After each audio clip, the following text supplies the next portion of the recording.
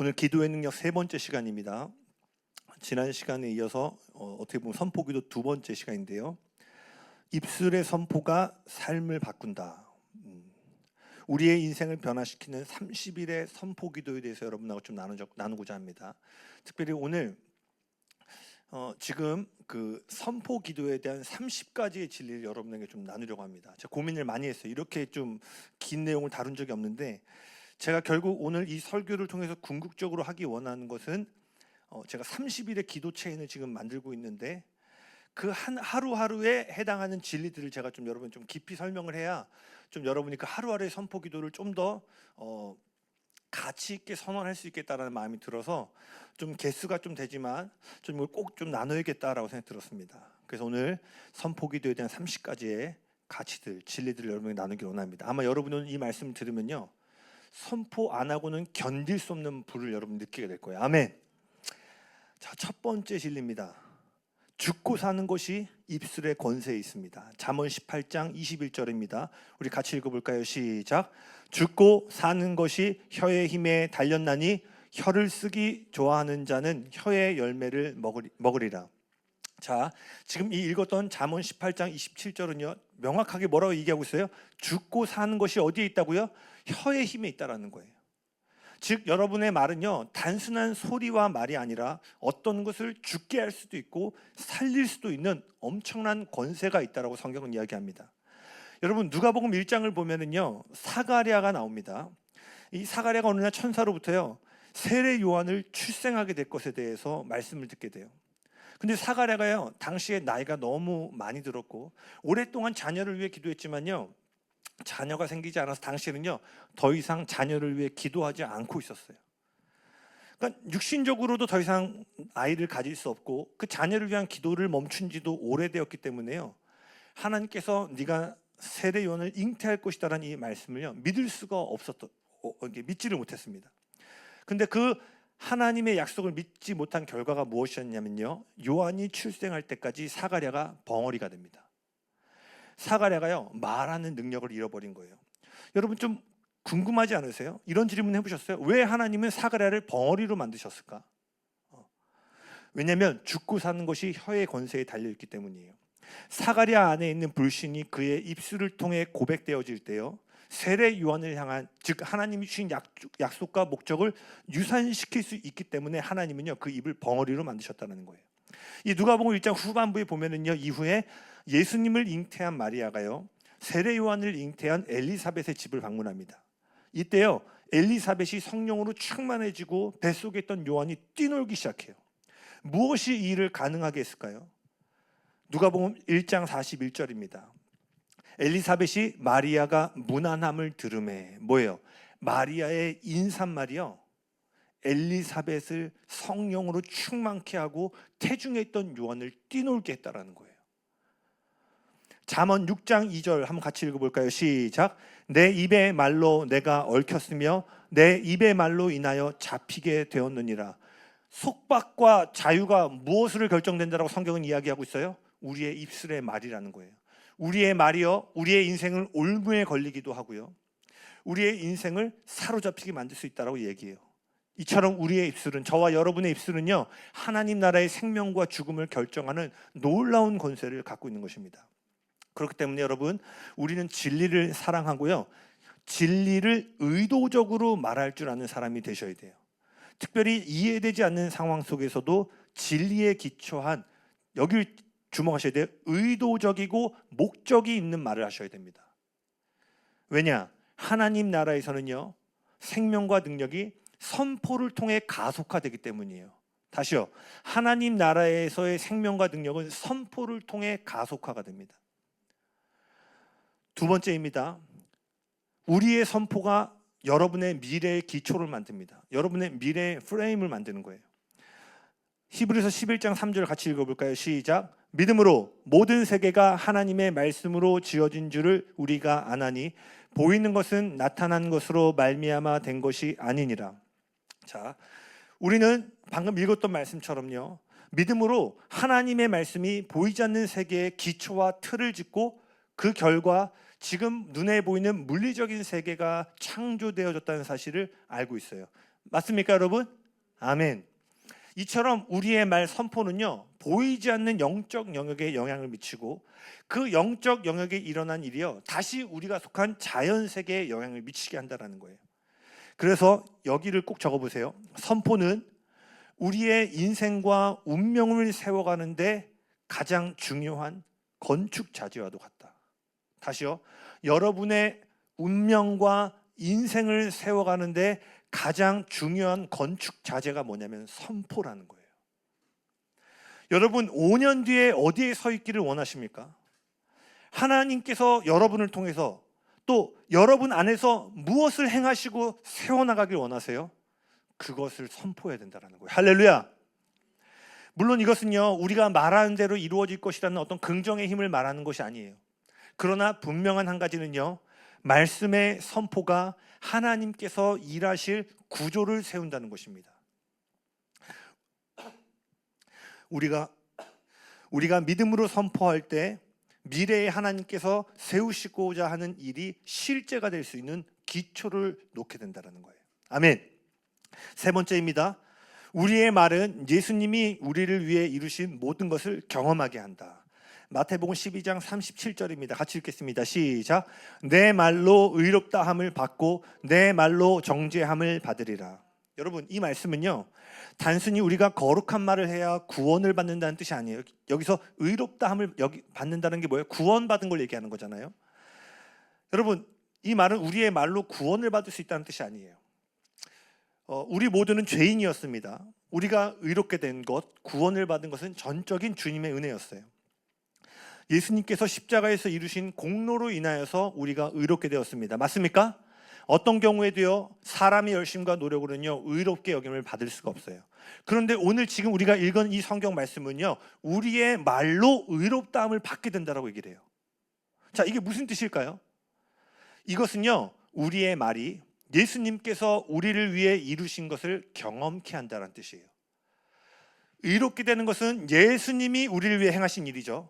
근데 그 예수님이 우리를 위해서 행하신 일을 우리의 말을 통하여서 우리의 삶에 경험케 되어진다는 거예요. 여러분, 그래서 선언은요, 입술의 선포는요, 예수님이 여러분의 인생을 위해 행하신 일들을 경험케 하는 통로가 된다는 것입니다. 하나님의 뜻과 일치되는 말을 선포할 때 그 말은 예수님께서 약속하신 풍성한 생명 안으로 우리를 이끄는 추진력이 된다는 거예요. 그래서 우리가 믿음으로 하나님의 말씀에 동의하며 선포할 때 그 고백은 여러분이 선포한 영역 속에서요, 구원의 실제와 능력을 경험하게 만든다는 것입니다. 아멘. 네 번째입니다. 생명을 주는 선포는 은혜가 흘러가는 길을 만듭니다. 에베소서 4장 29절 말씀 같이 읽겠습니다. 시작. 무릇 더러운 말은 너희 입 밖에도 내지 말고 오직 덕을 세우는데 소용되는 대로 선한 말을 하여 듣는 자들에게 은혜를 끼치게 하라. 아멘. 많은 사람들이 은혜를 생각하면은요, 우리를 죄에서 용서하신 죄사함의 은혜를 많이 생각해요. 보통 은혜 찬양, 그럼 다 뭐예요? 자격 없고 부족하고 죄인 된 나를 주님이 구하시고 고치셨다. 어떤 이런 죄사함의 은혜를 많이 생각하죠. 맞습니다. 죄사함의 은혜가 그 은혜의 가장 큰 부분이에요. 그러나 이 은혜의 또 다른 측면은 뭐냐면요, 단지 죄를 용서받는 것만이 아니라 하나님의 뜻을 행할 수 있는 능력이 은혜의 다른 한 면입니다. 지금 찾아보진 않겠지만 바울이 에베소서 2장 10절에서요, 그분의 은혜가 우리를 죄에서 구원할 뿐만 아니라 하나님이 예비하신 선한 일을 행할 힘을 공급한다라고 고백하고 있어요. 이 은혜와 능력의 관계는 제가 지난 4월에 내 힘으로 할 수 없는 일, 은혜가 가능케 한다는 이 설교를 보시면 여러분 좀 더 자세히 보실 수 있습니다. 자, 다시요. 바울은 오직 은혜로 우리가 용서를 받는다라고 고백을 했는데, 이어서 뭐라고 하냐면 우리는 그의 지으신 바라 그가 예비하신 선한 일을 행할 그 능력을 공급받는다라고 고백을 해요. 그래서 여러분, 우리는 말을 통해서요, 다른 사람들에게 끊임없이 은혜를 흘려보낼 특권을 가지고 있음을 기억하셔야 돼요. 그리고 동시에 우리가 가장 자주 듣는 말이 뭔지 아세요? 여러분 입에서 나오는 말이에요. 우리는 우리가 하는 말을 통해서 스스로에게 은혜를 공급할 수 있다는 거예요. 아멘. 죄사함의 은혜가 아니라 뭐예요? 나의 데스티니를 가능케 하는 능력의 공급을 우리 스스로 선언을 통해서 듣게 함으로 그 일을 가능케 할 수 있다라는 거예요. 즉 우리가 덕을 세우는 말, 믿음의 선포를 하면은요, 그 선포는 단순한 말이 아니라 여러분의 인생을 향한 하나님의 뜻과 계획을 가능케 하는 능력을 끌어오게 된다는 거예요. 아멘. 우리가 선포할 때마다 우리의 데스티니를 가능케 하는 은혜가 공급된다는 사실을 기억하시길 바랍니다. 아멘. 5번, 선포는 불안을 몰아내고 기쁨을 가져옵니다. 잠언 12장 25절입니다. 같이 읽겠습니다. 근심이 사람의 마음에 있으면 그것으로 번뇌하게 되나 선한 말은 그것을 즐겁게 하느니라. 자, 이 말씀은요, 우리의 마음을 짓누르는 근심과 걱정, 두려움과 불안을요, 우리가 고백하는 선한 말을 통해서 기쁨으로 전환시킬 수 있다라고 말합니다. 그리고 빌립보서 4장 6절과 7절입니다. 우리 같이 읽어볼까요? 시작. 아무것도 염려하지 말고 다만 모든 일에 기도와 간구로 너희 구할 것을 감사함으로 하나님께 아뢰라. 그리하면 모든 지각에 뛰어난 하나님의 평강이 그리스도 예수 안에서 너희 마음과 생각을 지키시리라. 아멘. 우리를요, 저와 여러분을 걱정과 근심으로 내모는 상황과 문제 앞에서 바울은 지금 뭐라고 얘기하고 있어요? 기도와 간구와 감사를 고백할 때 그 근심의 압박 속에서 하나님의 평강이 우리의 생각과 마음을 지킬 것이다라고 이야기하고 있어요. 바울은 기대하는 응답과 돌파가 일어난 뒤에 감사하라고 말하지 않고요, 염려하는 상황, 즉 기대하는 응답과 변화가 없는 그때에도 하나님께 감사를 선포해야 된다라고 말하고 있어요.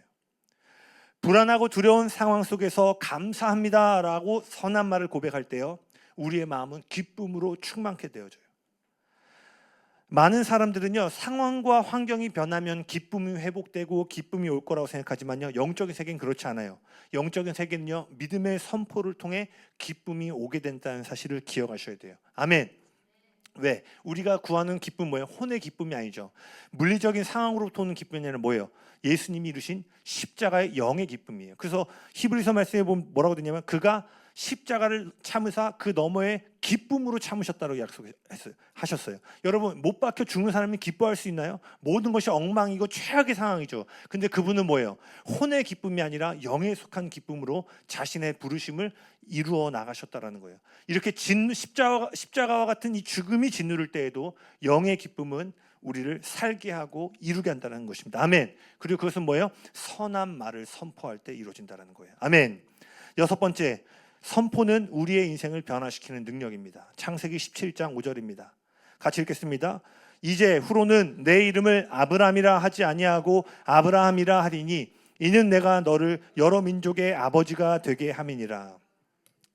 창세기 17장에서 하나님은요, 자녀에 대한 마지막 약속을 그 아브라함에게 주시면서요, 그의 이름을 존경받는 아버지란 뜻의 아브람에서요, 열방의 아비라는 아브라함으로 바꾸셨습니다.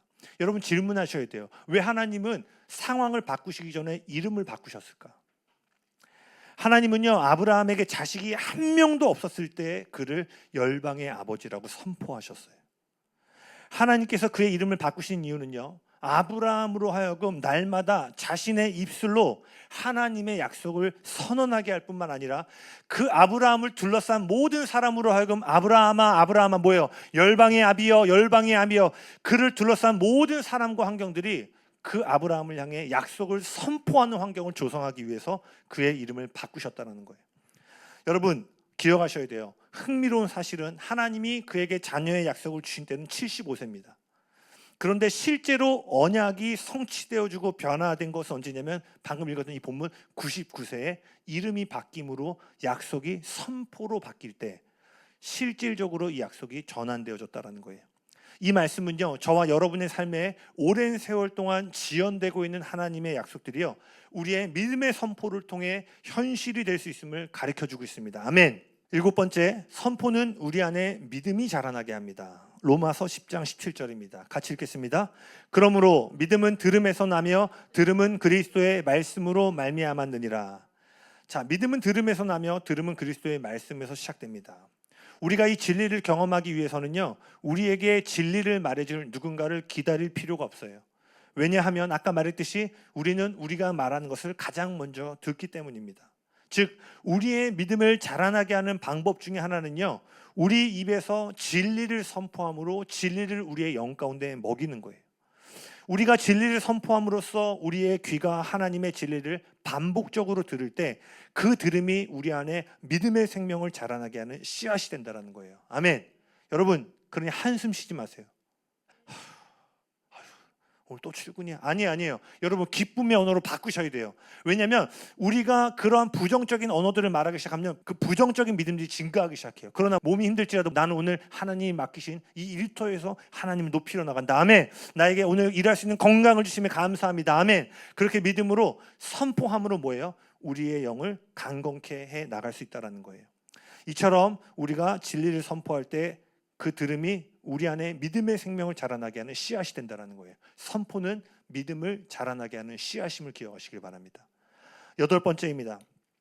선포는 우리 삶의 방향을 정하고 그 방향으로 우리를 이끈다. 야고보서 3장 4절과 5절입니다. 같이 읽겠습니다. 또 배를 보라, 그렇게 크고 광풍에 밀려가는 것들을 지극히 작은 키로서 사공의 뜻대로 운행하나니 이와 같이 혀도 작은 지체로 돼 큰 것을 자랑하도다. 보라, 얼마나 작은 불이 얼마나 많은 나무를 태우는가. 아멘. 야고보는 지금 작은 키가 큰 배의 방향을 결정하는 것처럼 우리의 혀, 우리의 말이 인생의 방향을 결정하는 방향키가 된다라고 이야기하고 있어요. 여러분, 명심하셔야 돼요. 여러분은요, 여러분의 말이 향하는 방향으로 끌려가게 됩니다. 다시요, 여러분은 반드시 여러분의 말이 향하는 방향으로 끌려가게 돼요. 걱정스러운 말을 하잖아요. 걱정스러운 상황에 끌려가게 돼요. 두려움을 말하면요, 두려움의 상황에 도달하게 돼요. 여러분 하나님이 말씀하신 여러분의 목적지에 도착하기를 원하시죠? 아멘. 그렇다면 뭐예요? 하나님이 저편으로 건너가겠다고 말씀하시면요, 중간에 어떠한 풍랑이 일어난다 할지라도요, 주님께서 말씀하신 목적지에 대해서만 선언하시고 선포하셔야 된다는 거예요. 아멘. 우리는 우리의 인생이라는 배가 마땅히 가야 할 방향과 목적지에 대해서 끊임없이 선포해야 돼요. 왜? 그 말이 향하는 방향으로 우리의 삶이 인도함을 받기 때문입니다. 그리고 여러분, 더 나아가서요, 이건 너무 중요해요. 왜 선포 기도가 중요하냐? 이 선포, 이 배는요, 우리 자신에 대한 것만이 아니에요. 명심하셔야 돼요. 여러분의 인생이라는 배는요, 여러분뿐만 아니라 여러분의 배우자, 부모님 또는 자녀들까지 그 배에 함께 타고 있습니다.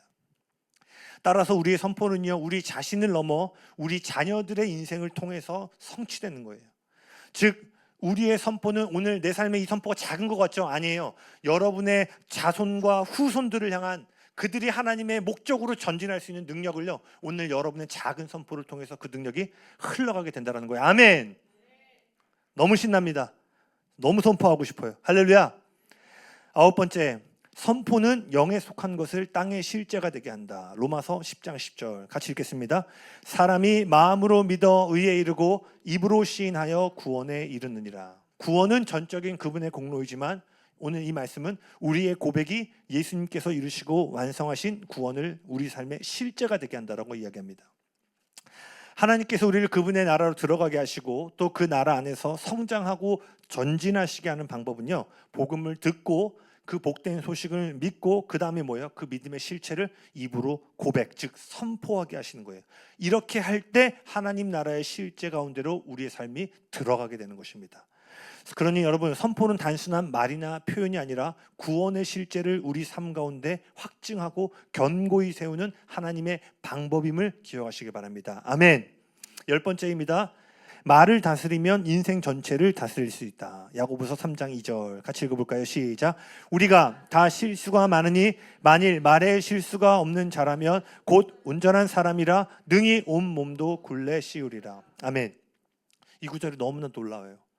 우리의 말이 우리의 삶을 온전하게 만든다라고 이야기하고 있어요. 이 말은 뭐예요? 우리의 말이 바뀌면 우리의 삶이 바뀐다라는 거예요. 그리고 이 선포는요, 이 놀라운 진리를 실질적으로 적용하는 한 가지 방법입니다.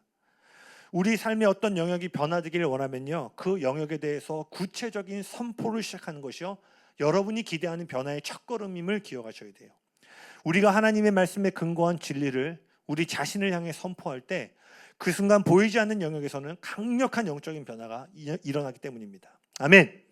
11번째, 선포는 우리를 가로막는 산을 움직입니다. 마가복음 11장 23절 같이 읽겠습니다. 시작. 내가 진실로 너희에게 이르노니 누구든지 이 산더러 들리어 바다에 던져지라 하며 그 말하는 것이 이루어질 줄 믿고 마음에 의심하지 아니하면 그대로 되리라. 아멘. 예수님은요, 지금 자신이 말하는 것이 이루어질 것을 믿고 의심하지 않는 자가 말할 때 산이 움직인다고 말씀하셨어요. 여러분 명심하셔야 돼요. 산은요 저절로 움직이지 않아요. 교회 열심히 나오고 봉사 열심히 하면 산이 움직이고 그렇지 않아요. 믿음만이 아니라 뭐예요? 믿음이 선포를 통해 고백되어질 때 움직이는 거예요. 그럼 여러분 질문하게 되죠. 우리의 삶의 어려움과 어떤 부정적인 일들은 자주 일어나고 그런데 왜 하나님의 소위 간증은 이렇게 간헐적으로 일어날까요? 왠지 아세요? 우리가 하나님의 일을 고백할 때는 잘 믿지 못하지만요, 우리 삶의 부정적인 것은 확신과 믿음 가운데 고백한다는 거예요. 내 내년에 재정이 어떻게 되지? 이거 어떻게 돼? 다음 달에 어떻게 되지? 뭐 할지. 그때는 뭐예요? 다 믿는 거예요. 그거는 일어나지 않은 현실임에도 불구하고 사람이 죄된 본성이 뭐냐면 그 부정적인 현실은요 그냥 믿는 거예요. 아니 안 일어난 일이면 내년에 와 큰일 돌파가 일어나 이렇게 생각할 수 있는 거 아니에요. 근데요 생각이 꺾이는 거예요. 일어나지 않는 현실에 대해서 부정적인 현실은 믿음으로 말하니까 어떻게 돼요? 그 믿음대로 되는 거예요. 우리를 가로막는 산은 우리의 수고와 열심으로 움직일 수 있는 것이 아니라 믿음의 선포를 통해 움직인다는 사실을 기억하셔야 돼요. 제가 지금 30가지를 얘기하고 있지만 여러분 이 한 구절만으로도요 우리는 선포의 삶으로 나아가야 될 충분한 이유를 발견하게 됩니다. 아멘. 여기 산 없으신 분 없죠? 우리는 앞으로도 수많은 산을 만나게 될 거예요. 그때 우리는 이 믿음을 통해 산을 옮겨야 되는데 그게 누구냐? 오늘부터 그 선포를 연습하고 선포를 사용하는 자들이 그 산을 옮길 줄로 믿습니다. 아멘. 12번째, 광야는 생각으로 벗어날 수 없다. 말씀을 선포할 때 벗어날 수 있다. 마태복음 4장 3절과 4절 같이 읽겠습니다. 시작. 시험하는 자가 예수께 나와서 이르되 예수께서 대답하여 이르시되 기록되었을 때 사람이 떡으로만 살 것이 아니요 하나님의 입으로부터 나오는 모든 말씀으로 살 것이라 하였느니라 하시니. 자, 예수님이 광야에서 겪으신 시험은요 우리 삶의 광야와 같은 어려움과 시험의 시간을 어떻게 통과할 수 있는가에 대해서 가르쳐주고 있어요. 예수님은 마귀의 시험을 이기고 광야를 벗어나신 방법이 뭐였어요? 진리를 선포함으로써 거짓을 물리치심으로 광야에서 벗어나셨어요.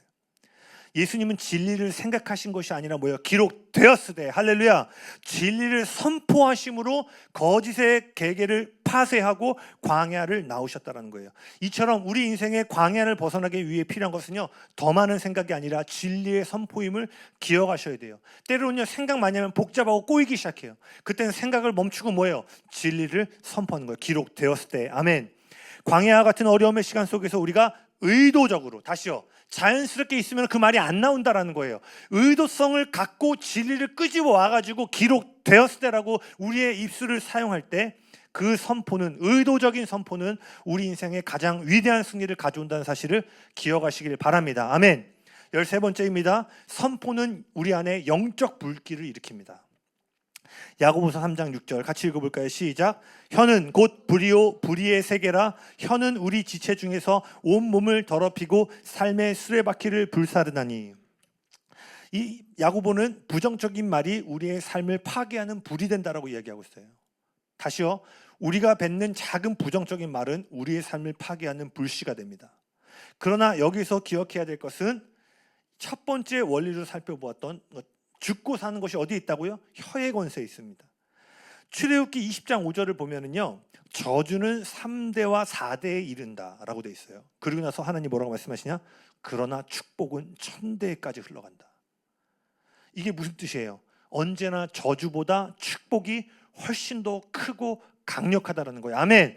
저주는 3, 4대에 그치지만 축복의 능력은 1000대를 커버하는 거예요. 아멘. 언제나 축복이 저주보다 강합니다. 다시 말해 뭐예요? 부정적인 말이 우리의 삶을 무너뜨리는 불을 일으킨다면 선한 말, 축복의 말은 뭐예요? 그것보다 훨씬 더 큰 선한 역사를 일으키는 하나님의 불씨가 될 수 있음을 말해주고 있는 거예요. 즉 선포하는 사람은요 자기 자신의 믿음을 세울 뿐만 아니라 선포하는 곳마다 하나님이 일으키기 원하시는 변화를 일으키는 그 불씨를 일으키는 자가 된다는 거예요. 아멘. 그래서 여러분 잘 보세요.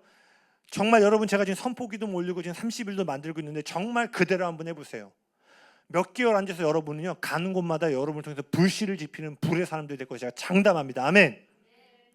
14번째입니다. 선포는 행위 중심의 종교적 신앙으로부터 우리를 보호합니다. 여러분 선포가 왜 중요하냐? 종교적 신앙으로부터 우리를 보호하기 때문이에요. 갈라디아 3장 2절과 5절입니다. 같이 읽겠습니다. 시작. 내가 너희에게서 다만 이것을 알려 하노니 너희가 성령을 받은 것이 율법의 행위로냐 혹은 듣고 믿음으로냐 너희에게 성령을 주시고 너희 가운데서 능력을 행하시는 이의 일이 율법의 행위에서냐 혹은 듣고 믿음에서냐. 아멘. 이 말씀은 믿음으로 듣는 것이야말로 계속해서 성령 안에 거하고 행하게 하는 열쇠이며 율법의 행위적 신앙으로 돌아가지 않게 하는 비결이라고 말해요. 너희가 율법의 행위로 구원을 얻었냐? 아니면 뭐예요? 듣고 믿음에서냐? 그 선포를 듣고 믿음으로 구원받은 거지. 왜 너희가 그 선포와 들음을 놓치고 다시 율법의 종교적인 행위로 갔냐라고 지금 이야기하고 있잖아요. 우리가 믿음으로 듣는 일에 참여하는 가장 좋은 방법 중에 하나는요, 우리의 구원이 오직 은혜와 믿음으로 이루어졌다는 진리를 선포함으로써 거듭 이야기합니다. 우리 스스로 그 복음의 진리를 계속 듣고 먹게 하는 거예요. 이처럼 선포는 행위 중심적 신앙, 종교적 신앙에서 우리를 지키고 성령 안에 거하고 행하는 삶으로 인도한다는 사실을 기억하시길 바랍니다. 아멘. 15번째입니다. 선포는 우리를 향한 하나님의 목적, 데스티니를 열어줍니다. 사사기 6장 12절입니다. 같이 읽어볼까요? 시작. 여호와의 사자가 기드온에게 나타나 이르되 큰 용사여 여호와께서 너와 함께 계시도다 하매. 아멘. 개인적으로 너무 좋아하는 말씀인데 기드온은요 자신의 민족을 구원한 리더로 부름을 받았습니다. 그런데요 아직까지 기드온이 이 자신의 부르심을 깨닫지 못해요. 왜? 자신의 상황이 지금 별 볼 일 없거든요.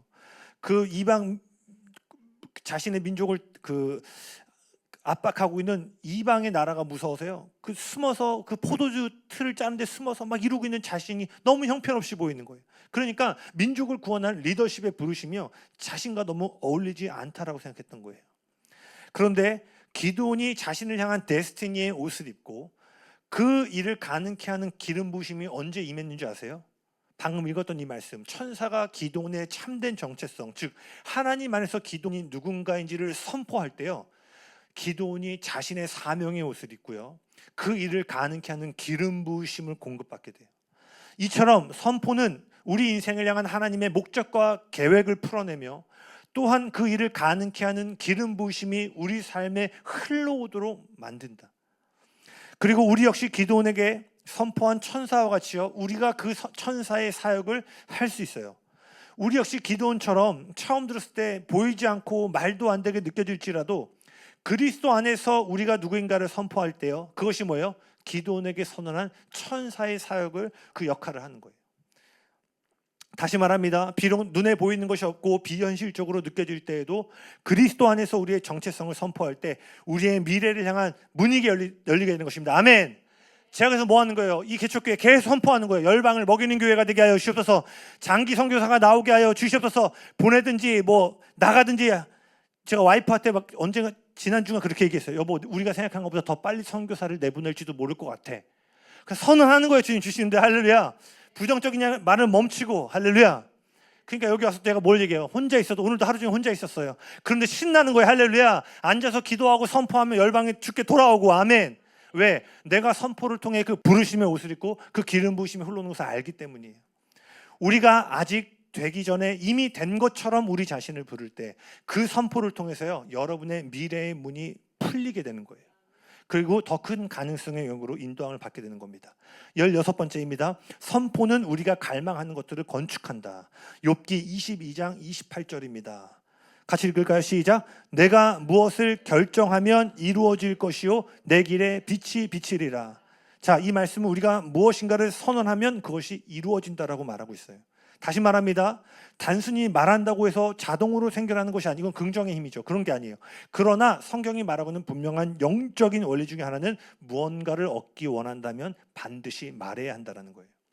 우리가 삶 속에서 어떤 현실을 세워가기를 원한다면 그 현실이 이미 이루어진 것처럼 또는 반드시 이루어질 것처럼 선언하는 것이 중요하다는 거예요.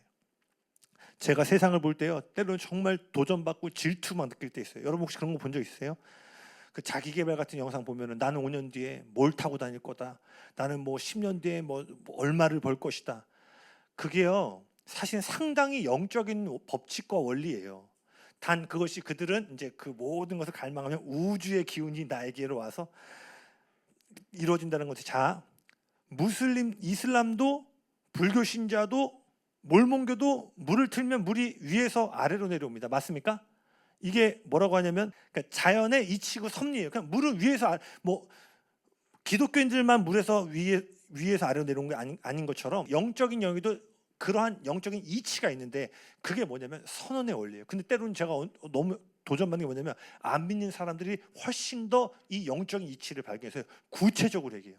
그들은 막 심지어 막 X까지 얘기하고 뭘 타고 다니고 막 얘기하는데요, 믿는 사람 너무 추상적으로 하나님 되게 하여 주세요. 주님의 뜻이라면 언젠가는, 여러분 이따 살펴보겠지만 선포기는 언젠가가 아니에요. 지금 이미 이루신 일을 선언하는 거예요. 아멘. 기억하십시오. 우리가 갈망하는 것들을 선포할 때 건축됩니다. 그러면서요, 하나님은 그 일이 반드시 이루어질 것이라고 약속하시며 후반부에 뭐라고 되어 있어요? 내 길 위에 빛이 비치리라 라고 말씀하셨어요.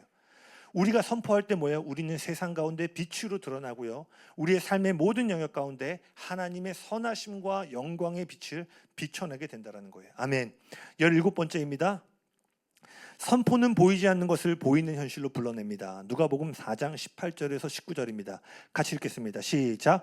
주의 성령이 내게 임하셨으니 이는 가난한 자에게 복음을 전하게 하시려고 내게 기름을 부으시고 나를 보내사 포로된 자에게 자유를, 눈먼 자에게 다시 보게 함을 전파하며 눌린 자를 자유롭게 하고. 아멘. 이 말씀도 너무 좋습니다. 예수님은 지금 가난한 자에게, 자, 이 말씀을 전하시는 때를 생각해 보세요. 이 시점에는요, 예수님이 아직 가난한 자에게 복음을 전하거나 눈먼 자를 보게 하거나 눌리고 포로된 자를 자유케 하는 일을 아직 한 번도 행하지 않은 시점이었어요. 일을 한 번도 행하지 않은 그때 예수님 지금 뭐라고 말씀하신 거예요? 나는 주의 영이 임한 자다.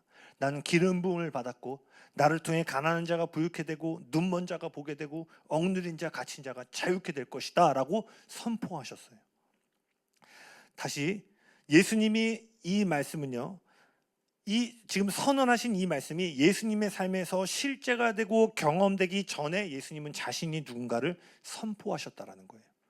그리고 아직 경험되지 않았음에도 불구하고 그 진리를 선포할 때요, 그 선포가 예수님의 사역의 문을 열었습니다. 이처럼 우리 역시 아직 현실로 드러나지 않는 것을 믿음으로 선포할 때 보이지 않는 것을 보이는 현실로 불러내는 위치에 서게 되는 거예요. 할렐루야. 선포는 여러분 그냥 큰 외침이 아니라 뭐예요? 보이지 않는 것을 보이는 영역으로 환전시킬 수 있는 위치 가운데 서게 되는 게 선포라는 거예요. 아멘. 18번째입니다. 선포는 약속의 땅에 들어가는데 필수적인 도구입니다. 여호수아 1장 8절 읽겠습니다. 이 율법책을 내 입에서 떠나지 말게 하며 주야로 그것을 묵상하여 그 안에 기록된 대로 다 지켜 행하라. 그리하면 내 길이 평탄하게 될 것이며 내가 형통하리라. 하나님께서는요, 여호수아에게 약속의 땅에 들어가기 전 마지막 준비 단계에서 끊임없이 진리를 묵상함으로 말씀을 입에 두라고 명령하셨어요. 여기서 묵상하다에 해당하는 히브리어는 하가라는 단어인데, 이 하가라는 단어에는 소리치다, 고함치다라는 뜻이 포함되어 있습니다. 그래서 성경의 다른 본문에서는 맹수가 이렇게 먹을 것을 이렇게 사냥감을 보고 으르렁거린다라는 표현으로도 사용돼요. 이 하가라는 단어가. 자, 하나님께서 여호수아에게 끊임없이 진리를 고백하고 선포하라고 명령하신 이유가 무엇이냐? 하나님이 이미 약속하신 가나안 땅이죠. 이미 약속하신 것을 실제로 차지하는 과정이 뭐예요? 입술의 선포를 통해 이루어지기 때문에 주야로 하가하라, 주야로 주님의 말씀을 선포하고 고백하라라고 명령하신 거예요. 이것은 오늘날 우리에게도 마찬가지입니다. 하나님의 약속은 이미 우리에게 주어졌습니다. 아멘. 에베소서 1장이 이야기하고 있는 것처럼 하늘에 속한 모든 신령한 복은 그리스도 안에 있는 모든 믿는 자들 가운데 이미 주어졌습니다. 아멘. 근데 그 이미 주어진 하늘의 축복과 약속이 현실이 되게 만드는 통로가 무엇이다? 선포라는 거예요. 따라서 우리도 여호수아처럼 하나님의 말씀을 날마다 선포하셔야 돼요. 언제마다요? 날마다. 다시 날마다 선포하셔야 돼요. 그분의 약속을 소유하기 원한다면 하루도 빠짐없이 하나님의 약속을 선포하셔야 돼요. 아멘. 하나님은 선포를 통해 이미 우리에게 주신 약속을 실제로 소유하게 하신다는 사실을 기억하셔야 됩니다.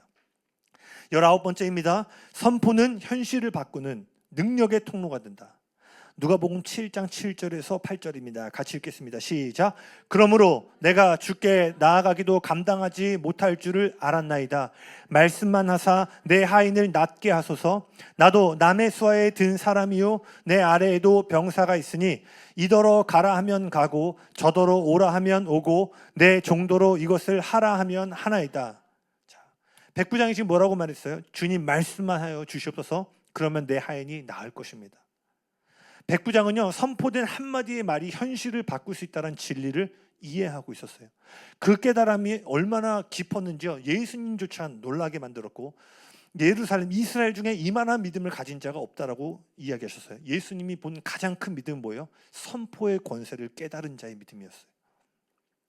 그는 예수님의 능력을 믿은 것이 아니라 예수님의 말씀, 즉 선포 자체에 하나님의 권위와 능력이 있음을 믿고 있었던 거예요. 그리고 그 믿음을 따라 예수님은 치유를 선포하셨고요, 예수님의 선포하신 말씀 그대로 하인은 즉시로 치유를 받게 됩니다. 우리도 백부장처럼 행동해야 됩니다. 믿음으로 진리를 선포해야 됩니다. 그 말은 단순한 문장이 아니라 하늘의 권세가 담긴 하나님의 명령의 통로가 되기 때문입니다. 아멘. 20번째입니다. 선포는 부정적인 말을 멈추는 것입니다. 마태복음 12장 36절 같이 읽겠습니다. 시작. 내가 너희에게 이르노니 사람이 무슨 무익한 말을 하든지 심판날에 이에 대하여 신문을 받으리니. 자, 여기 신문을 받는다는 표현은요, 단순히 벌을 받는다는 것을 의미하는 것이 아니고요, 우리가 이 땅에서 입술로 말한 모든 말들의 능력이 드러남을 의미하는 거예요. 그 심판의 날에 우리가 했던 말이 어떤 영향력을 주고 받았는지를 그날에 드러나게 될 거라는 거죠. 자, 여기서 예수님께서 말씀하신 무익한 말이 뭘까요? 주목하셔야 돼요. 무심코 아무 생각 없이 내뱉는 말들입니다. 우리의 삶뿐만 아니라 다른 사람들의 삶을 가로막는 부정적인 언어를 뜻해요. 여러분, 우리는 마지막 날에요, 난 잘 못해, 나 돈이 없어서 못해, 나는 나이가 많아서, 나는 재능이 없어서, 이런 사소한 말 한마디가요, 그 마지막 날에 실제로 우리의 삶을 얼마나 제한시켰는가를 보고 깜짝 놀라게 될 거예요. 반면 선포는 그 반대입니다. 선포는 하나님의 마음과 일치하는 말이며 믿음 안에서 거듭 이야기죠, 의도적으로 말하는 거예요. 나는 자연적으로 연약함과 실패와 부정적인 언어를 말하고 싶은데 그 입술의 방향을 잡아서 의도적으로 진리를 끌어놓는 언어예요. 이제 무익한 말을 멈추고 믿음의 선언을 할 때 그 말을 하지 않았더라면 누리지 못했을 은혜와 변화를 경험하게 될 것입니다. 아멘. 우리의 말에 담긴 능력을 믿고 선포를 통하여 그 능력을 사용하시길 바랍니다. 아멘. 21번째입니다. 좋은 날 보기를 원한다면 여러분 선포하셔야 됩니다. 베드로전서 3장 10절입니다. 읽겠습니다. 시작. 그러므로 생명을 사랑하고 좋은 날 보기를 원하는 자는 혀를 금하며 악한 말을 그치며 그 입술로 거짓을 말하지 말고. 자, 이 말씀은 분명하게 이야기하고 있습니다. 우리의 삶에서 좋은 날을 보기 원하는 자에게 요구되는 첫 번째 조건은 뭐예요? 말을 다스리는 것이에요. 말을 다스린다는 것은 단지 부정적인 말을 하지 않는 것만을 뜻하지 않습니다. 이것은 수동적인 수준이에요. 이 말씀에 대한 능동적인 순종은요, 의도적으로 진리를 선택하여 선포하는 것입니다. 앞서 살펴보았듯이 생명은 혀의 권세에 달려있기 때문이에요. 그러므로 여러분의 앞날에 5년 뒤 10년 날에 좋은 날을 보기 원하고 생명이 풍성한 삶을 보기 원하신다면 지금부터 하나님의 성품과 진리를 선포하는 자리로 날마다 나아가셔야 된다는 거예요. 아멘. 22번째입니다. 약한 자는 강하다 선포하셔야 됩니다. 약한 자는 강하다 선포하십시오.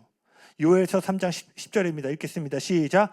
약한 자도 이르기를 나는 강하다 할지어다. 자, 이 말씀은요, 우리가 약함을 경험할 때 그 경험에 동의하지 말고 계속해서 하나님의 진리에 동의하라는 뜻이에요. 이것은 현실의 약함을 부정하라는 말이 아닙니다. 이 말씀을 보면은요, 약한 자로 약하지 않다라고 말하는 것이 아니라 약할지라도 강함을 선포하라라고 말하고 있어요. 하나님이 오늘 저와 여러분에게 원하시는 게 뭐냐면요, 우리가 우리 자신에 대해서 나는 약한 경험을 갖고 있는 강한 사람임을 믿기를 원하신다라는 거예요. 우리는 약한 사람이 강한 척하는 존재가 아니라 나는 강한 사람이지만 일시적으로 약함을 경험하고 있는 존재다. 이것을 믿기 원하신다라는 거예요. 아멘. 여러분, 저도 약함을 느낄까요? 안 느낄까요? 네, 여러분 볼 땐 전혀 안 느낄 것처럼 보이지만 저도 때로는요, 잘할 수 있을까? 막 아까 제가 호기롭게 열방 성교 말겠지만요, 그냥 스쳐 지나가는 생각으로 다음 스텝을 생각하면 내가 그릇이 될까 순간 이런 생각이 들 때가 있어요. 근데 이건 뭐예요? 내가 약해진 게 아니라 나는 원래 강한 존재인데 일시적인 약함을 경험하는 거예요. 그러니까 여러분, 약함이 올 때 약함에 사로잡히면 안 되는 거예요. 내가 또 넘어졌네, 똑같은데 또 반복했네, 나는 멍충이, 나는 이 쳇바퀴를 못 벗어나는 놈이야가 아니라 나는 이미 그것을 돌파하고도 남을 강한 자인데 지금 일시적으로 약함을 겪고 있는 거야. 그러니 뭐 해야 되는 거예요? 난 약하지만 나는 선포할 거야. 나는 약하지만 강한 자다. 할렐루야. 우리는 이러한 진리를요, 마음속으로만 생각해서는 안 되고요, 입술로 나는 강하다고 선포함으로써 성경이 말하는 우리의 정체성 안에서 계속 앞으로 전진해야 됩니다. 제가 믿기로 이 시대는요, 이 약한 자가 강하다는 선포를 어느 때보다 많이 해야 돼요. 왜? 이 시대는 지금 혼이 무너지고 있어요.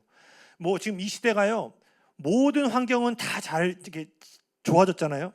일반 서적인데 제가 편안함의 습격이라는 책을 이렇게 일반 서적을 좀 관심이 있어서 봤는데, 그 책의 내용은 간단하게 말하면 이거예요. 모든 상황이 편안해지고 나아졌는데 인류는 약해졌다라는 거예요. 멘탈도 약해지고 모든 것이 약해졌다는 거예요. 근데 이 글쓴이가 인터넷도 안 되고 뭐가 안 되는 그 알래스카 같은 오지에서 한 달인가요? 3개월인가를 이렇게 저널을 쓰는 것 때문에 들어갔는데, 거기서 야생곰을 마주하고 막 미디어가 안 돼요. 그러니까 생존 본능이 막 일어나면서 어마어마하게 하루하루의 잠자리가 불편한데요, 그 안에 강건함이 그 책엔 강건함이라는 표현 안 썼죠. 회복되면서 그 저널리스트가 뭘 쓰냐면 오늘날 편안함의 습격이라고 돼 있어요. 너무나 현대인들이 나약해졌다라는 거예요. 여러분, 이 시대가요, 혼이 무너지고 있어요. 그래서 이 시대는 어느 때보다도 약한 자도 이르기를 강하다고 선포해야 될 줄로 믿습니다. 여러분, 저를 따라 고백해 보시겠어요? 나는 강하다. 나는 강한 자다. 나는 강한데 일시적으로 약함을 경험할 뿐이다. 할렐루야, 할렐루야. 와우. 우리는 강한 자예요. 선포는 우리의 과거의 경험 또는 현재의 모습이 규정하는 나라는 거짓말을 무너뜨리고 하나님이 보시는 우리의 참된 정체성을 드러냅니다. 23번째입니다. 선포는 없는 것을 있는 것으로 부르는 것입니다. 로마서 4장 17절 읽겠습니다.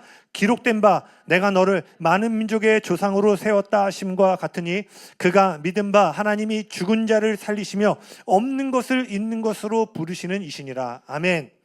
아브라함은 자신과 아내의 신체적 능력이 완전히 죽었음을 알았어요. 그러나 하나님은 이미 죽은 것에 대해서 살아있다라고 말씀하시며 존재하지 않는 것을 존재하는 것으로 부르심으로 약속의 자녀 이삭을 낳게 하셨어요. 이 말씀은요, 죽은 것 같은 환경과 장소, 사람, 은사와 부르심에 생명을 넣는 방법이 사람들이 볼 때에는 그것이 여전히 죽은 것처럼 보일 때에도 그것들을 향해 믿음으로 살아있다라고 말하는 선포를 통해 이루어짐을 말해주고 있어요. 할렐루야. 어떤 사람들은 선포 기도를 어려워하는데 왜 그러냐? 보이지 않기 때문이에요. 그거나 여러분, 믿음의 본질은 보고 나서 믿는 것이 아니라 보기 전에 믿는 것입니다. 아멘. 그렇기 때문에 우리가 죽은 것처럼 보이는 것에 생명을 선포하는 것은요, 없는 것을 있는 것으로 부르시는 하나님을 닮아가는 길이에요. 여러분, 날마다 하나님 닮아가기 원하시죠? 그럼 뭐 하셔야 되는 거예요? 내 가정 죽은 것 같네, 내 환경 죽은 것 같네, 내 재정의 상황이 죽어가는 것 같네. 뭐예요? 근데 반대로 생명을 선언하시는 거예요. 눈에 보이는 상황을 얘기하는 거 믿음 없이도 누구나 하는 거 아니에요? 여러분, 통장에 잔고 없을 때 힘들다, 어렵다, 이게 믿음이 요구돼요? 불신자도 할 수 있는 말이잖아요. 어렵다, 힘들다. 근데 믿음의 사람들은 뭘 얘기하는 거예요? 없지만 풍성한 하늘 창고가 내 뒤에 있다. 아멘. 지금은 일시적으로 어려움을 겪지만 내가 믿음으로 부르심을 따라가면 주님의 뜻이 있는 곳엔 부족함이 없을 것을 내가 선포한다. 아멘. 이럴 때 뭐예요? 하나님을 닮아가는 거예요. 하나님을 닮아가는 건 편안한 장소에서 좋은 찬양 부르는 거 닮아가는 게 아니라 이 역경과 압박의 속, 죽은 것과 같은 상황 속에서 하나님처럼 있다라고 선포하는 거예요. 아멘. 우리는 선포를 통해 죽은 것을 깨우고 보이지 않는 것을 현실로 끌어오는 창조의 언어를 가지고 있습니다. 아멘. 24번째입니다. 선포는 진리 위에 굳게 서게 합니다. 로마서 6장 11절입니다. 같이 읽겠습니다. 시작. 이와 같이 너희도 너희 자신을 죄에 대하여는 죽은 자요 그리스도 예수 안에서 하나님께 대하여는 살아있는 자로 여길지어다. 이 구절은요, 직접적으로 선포하라고 말하고 있지는 않지만 예수님이 이루신 십자가의 사역과 진리 위에 굳게 서는데 선포는 그 일부가 될 수 있습니다. 우리 스스로 죄에 대하여 죽은 자여 하나님에 대하여 살아있는 자로 선포할 때 우리의 믿음은 그 고백 안에서 더욱 깊이 뿌리 내리게 되기 때문입니다. 거듭 이야기합니다. 선포는 단순한 말이 아니라 우리의 영혼을 진리에 고정시키는 믿음의 닷입니다. 다시요. 선포는 우리의 영혼을 진리에 고정시키는 믿음의 다심을 기억하시길 바랍니다. 25번째입니다. 우리는 소망을 말하는 자로 부름받았습니다. 히브리서 10장 23절입니다. 같이 읽겠습니다. 시작. 또 약속하신 이는 미쁘시니 우리가 믿는 도리의 소망을 움직이지 말며 굳게 잡고. 자, 믿는 도리는 제가 지난 시간에 설명을 드렸죠. 이 말씀에서 믿는 도리라는 것은 같은 것을 고백하다, 선포하다라는 뜻입니다. 성경은요, 소망을 생각함으로 굳게 잡으라고 말하지 않아요. 생각도 중요하지만 뭐라고 돼 있어요? 소망의 고백과 선언을 통해서 약속을 붙잡을 수 있다고 얘기하는 거예요. 할렐루야. 하나님의 주신 약속, 여러분의 인생을 향해 주신 약속을 잃어버리지 않고 강하게 붙잡는 방법 중에 하나는 소망을 생각하는 것이 아니라 뭐예요? 소망을 선언하는 것입니다. 하나님은 우리로 소망을 선포하고 선언하는 습관을 지키고 보호하라고 명령하신 거예요. 아멘. 이 말씀을 따르는 가장 실제적인 방법은 우리 자신과 다른 사람들 그리고 우리가 속한 모든 환경 위에 적으세요. 규칙적으로 소망을 선포하는 것입니다.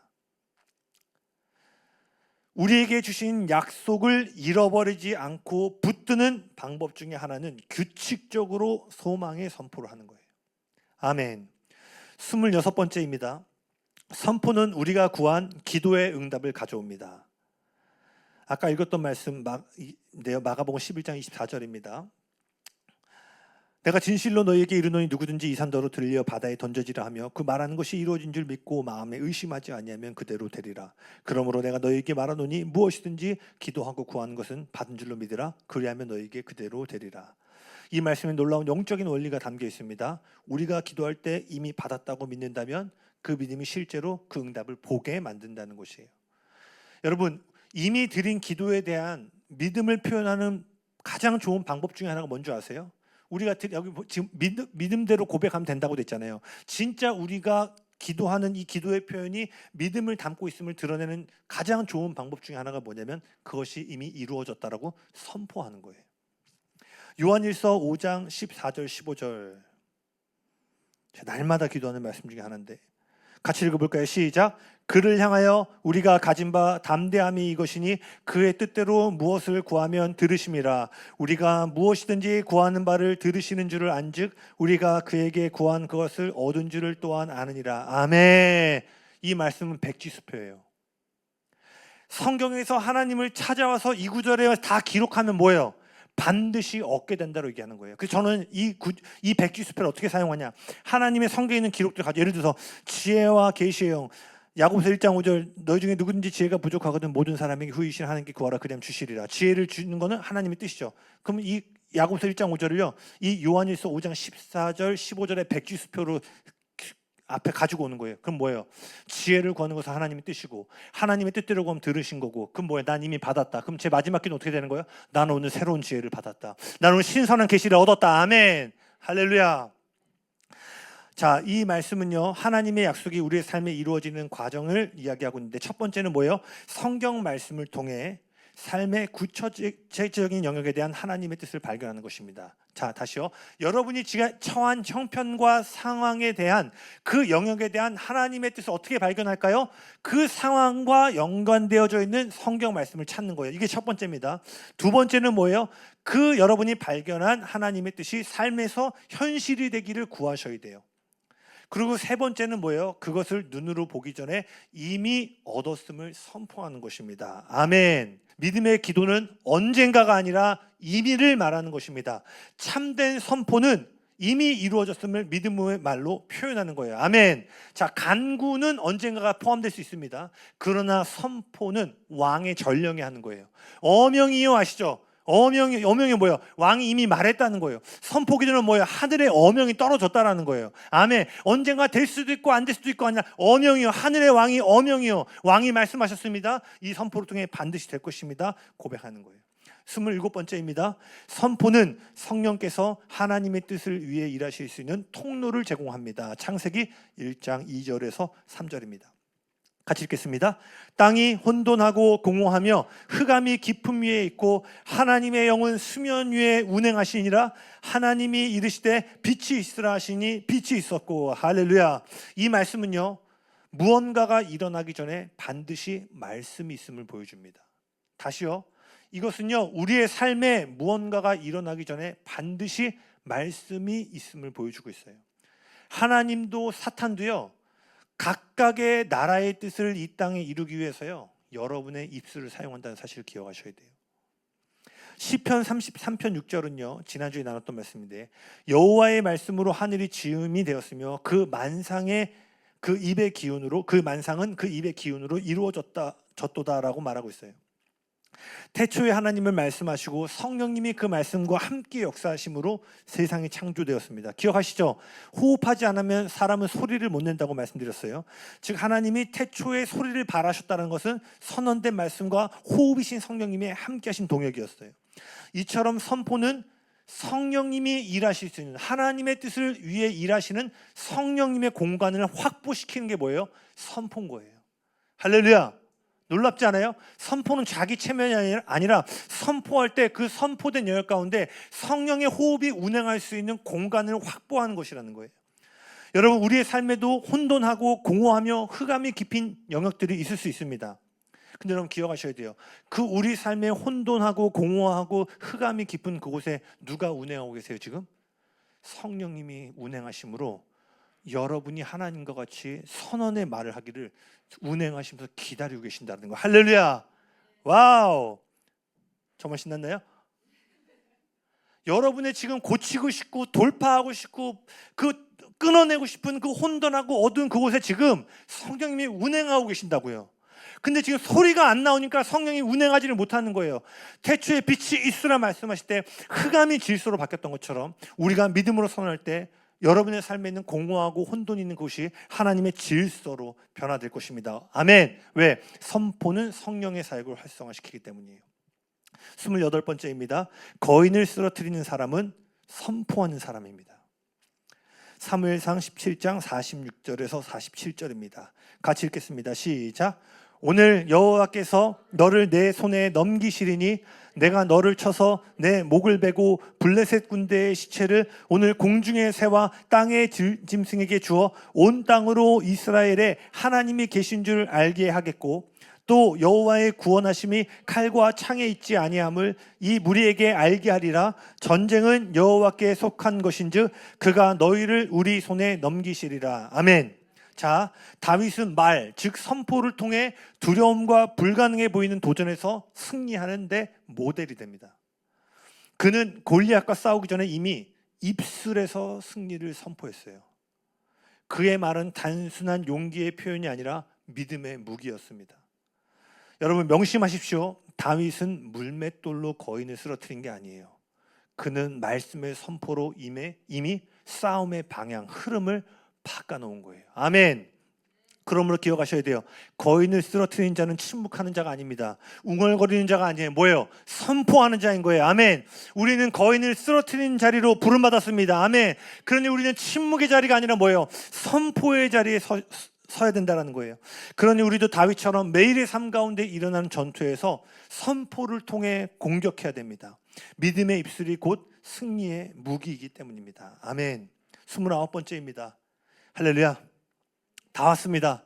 사실 이 한 챕터 한 챕터가 거의 하나의 설교가 될 수 있는 건데 여러분 잘 따라오고 계시죠? 네네. 부족한 주의 종이 전하지 못하는 것 성령님께서 가르치고 깨닫게 해주실 줄로 믿습니다. 29번째, 선포는 원수의 견고한 진을 파쇄한다. 고린도서 10장 4절과 5절입니다. 같이 읽겠습니다. 시작. 우리의 싸우는 무기는 육신에 속한 것이 아니요 오직 어떤 견고한 진도 무너뜨리는 하나님의 능력이라. 모든 이론을 무너뜨리며 하나님 아는 것을 대적하여 높아진 것을 다 무너뜨리고 모든 생각을 사로잡아 그리스도에게 복종하게 하니. 아멘. 그리스도인에게 있어서 가장 높은 차원의 영적 전쟁은요, 모든 생각을 그리스도께 복종시키는 데 있습니다. 우리가 믿게 되는 거짓된 생각이나 논리를 무너뜨리는 가장 효과적인 방법 중에 하나는요, 그 진리를 반박하는 진리를 선포하는 것입니다. 우리가 진리를 말하면서 거짓된 생각을 동시에 붙잡을 수 없기 때문이에요. 여러분 그거 아시죠? 막 웃으면은요 실제로 웃지 않는데 뇌는 웃은 것으로 인식한다고 하죠. 즉 우리가 하는 어떠한 것들이 플라시보 효과라는 것도 있죠. 실제로 약을 먹고 효과가 없음에도 불구하고 심리적인 측면에서 그것을 강하게 바랄 때, 상상 임신도 그런 마찬가지인 거고요. 즉 우리가 진리를 선포함으로 진리를 묵상할 때요, 거짓을 동시에 잡을 수가 없습니다. 그렇기 때문에 견고한 진을 파하는 그 하나님 나라의 강력한 무기 중에 하나는 그 거짓을 반박하는 진리를 선포하는 거예요. 따라서 매일의 선포는 단순한 습관이 아니라 우리 삶을 억누르려고 하고 데스티니를 빼앗아가려고 하는 거짓의 사슬을 끊고 진리의 체계를 세우는 영적 전쟁의 도구라는 것입니다. 아멘. 우리는 날마다, 언제마다요? 날마다 지속적으로 진리를 선포할 때 그 말은 우리 안에 부정적인 견고한 진을 무너뜨리고 하나님의 말씀이 세워진 새로운 하나님 나라의 구조를 세운다는 것을 명심하시길 바랍니다. 아멘. 할렐루야. 마지막입니다. 예, 저기 현영자매 좀 앞으로 나오시겠어요?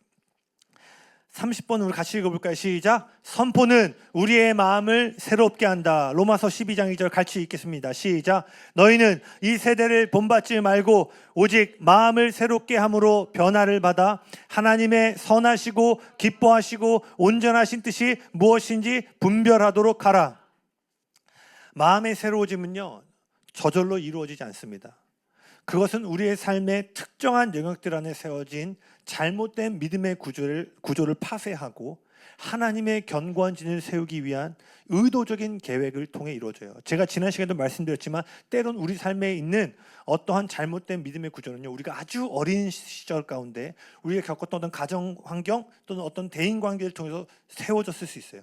근데 그것들을 파쇄하고 하나님의 견고한 진을 세우기 위한 의도적인 계획을 갖고 실행할 때만이 이 로마서 12장 2절이 이루어질 수 있다는 거예요. 분명한 영적인 법칙 중에 하나는 우리의 마음이 새로워지면 우리의 삶도 변화된다는 것입니다. 여러분 기억하십시오. 과거에 여러분이 어떤 사람이었는가는 중요하지 않습니다. 왜? 우리의 과거가 우리의 미래를 제한할 수 없기 때문이에요. 그러나 오늘 현재의 믿음은 우리의 미래를 제한할 수 있음을 기억하셔야 돼요. 보라, 이전 것은 지나갔으니 새 것이 되었습니다. 아멘. 그리스도 안에서 과거는 우리의 미래를 제한할 수 없습니다. 그러나 오늘 현재 나의 믿음은 미래를 제한할 수 있어요. 성경 말씀을 묵상한 것 외에 우리의 마음을 새롭게 하는 데 있어 가장 전략적인 방법 중에 하나는 선포하는 것입니다. 선포는 우리의 생각을 하나님의 진리에 일치시키고 그 진리를 믿고 살아가도록 우리 안에 믿음의 구조를 일으킵니다. 우리가 얼마나 진리를 자주 듣는가는 우리가 얼마나 자주 진리를 선포하는가에 달려 있습니다. 우리가 말하는 것을 우리가 가장 먼저 듣기 때문입니다. 따라서 진리를 반복적으로 선포하는 것은 우리의 생각을 새롭게 하고 우리의 삶을 하나님의 말씀에 맞게 변화시키는 가장 실제적이고 강력한 방법이에요. 선포는 우리의 생각을 새롭게 변화시키고 그 결과 우리의 삶에 하나님의 선하시고 기뻐하시고 온전한 뜻으로 충만하게 해줍니다. 할렐루야. 우리의 입술은 오늘 우리를 새롭게 할 뿐만 아니라 우리의 5년 뒤 10년 뒤 미래를 하나님의 선하시고 온전하시고 기뻐하신 뜻으로 가득 채우는 영적인 도구임을 기억하시길 바랍니다. 아멘.